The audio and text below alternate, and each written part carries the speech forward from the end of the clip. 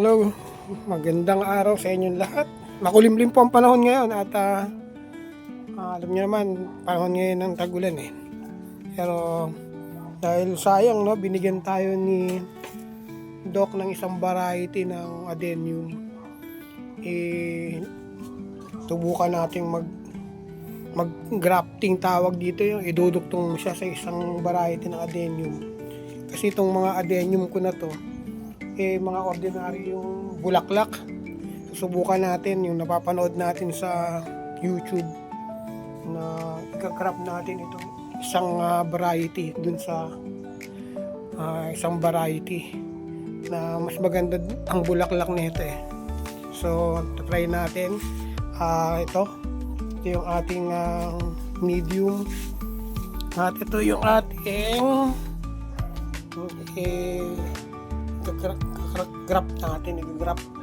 So ang mga gamit natin dito ay plastic. Ito yung pambabalot natin, plastic. So meron tayong kutsilyo, kailangan disinfected. Yan. So may gunting. Yan. At meron tayong pandikit. Didikit natin sila. So sana mabuhay, try natin. So panoodin nyo ako.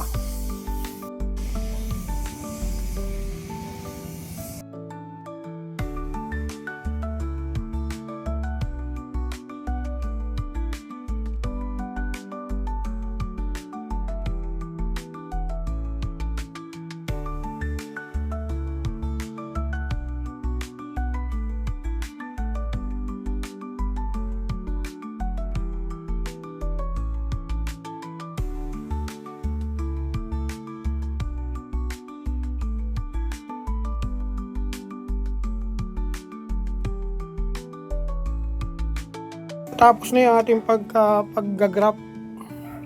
grafting ng ating adenium ng another variety. So papakita ko po sa inyo. Ito na po siya, binalot ko na ng plastic. Sana mabuhay, magkaroon ng sanga. Ayan.